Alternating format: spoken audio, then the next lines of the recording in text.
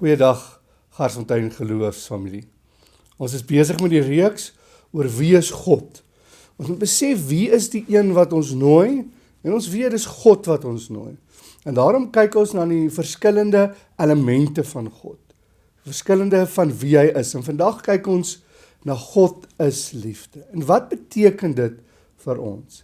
Ons gaan 'n hele paar tekste uit die Bybel uitlees, die 2 tekste wat ons in die erediens gelees het, en dan ook 'n ekstra teks uit 1 Johannes uit.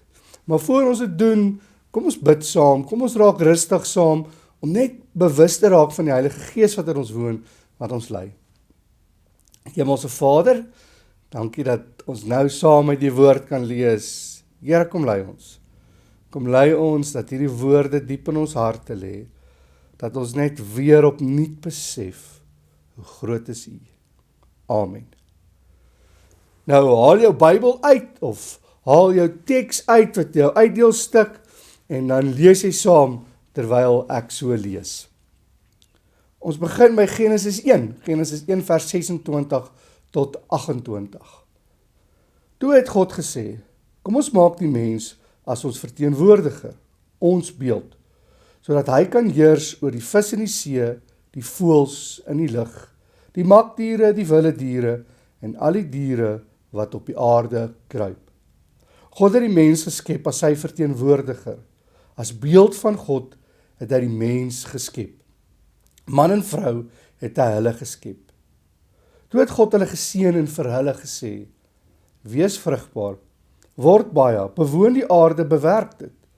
Heers oor die vis in die see, oor die voëls in die lug, oor al die diere van die aarde. Ook oor die diere wat op die aarde kruip. Die volgende teks is Sefanja 3 vers 14 tot 20.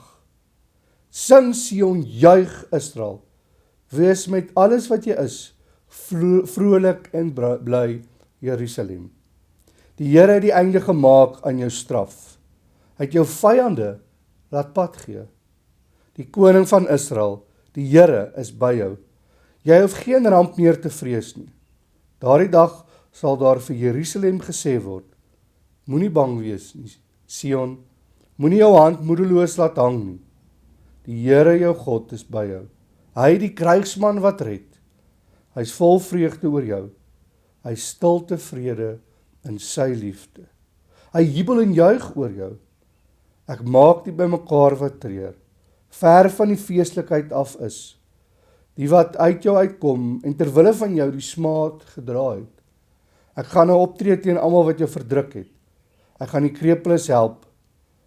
Ek gaan die krepeles help, die verstrooides bymekaar maak, en die vernedering wat hulle moes ondergaan, in eer verander, en roem oor die hele aarde. Wanneer die tyd daar is, laat ek julle kom, maak ek julle bymekaar, en gee ek aan julle roem en eer onder al die volke op aarde. Dit is die tyd wanneer ek julle lot verander. Julle sal met julle eie oë sien, sê die Here. En dan ons laaste teks, 1 Johannes 4, vers 8 tot 21. Hier is 'n langerige teks, maar is kragtig. Daar's soveel goed wat ons in hierdie teks leer. So kom ons lees hom saam. Wie nie lief het nie, het geen kennis van God nie, want God is liefde. Hierin is God se liefde vir ons geopenbaar. Sy enigste seun het hy na die wêreld toe gestuur, sodat ons deur hom die lewe kan hê. Werklike liefde is dit, nie die liefde wat ons vir God het nie, maar die liefde wat hy aan ons bewys het, deur sy seun te stuur as versoening vir ons sondes. Geliefdes, as dit is hoe die Here sy liefde aan ons bewys het, behoort ons mekaar ook lief te hê. Niemand het God nog ooit gesien nie, maar as ons mekaar lief het, bly God in ons, en het sy liefde in ons sy doel volkome bereik. Hieraan weet ons dat ons in hom bly en hy in ons. Hy het ons sy gees gegee, en ons het gesien en ons is getuies daarvan, dat die Vader die Seun as redder van die wêreld gestuur het.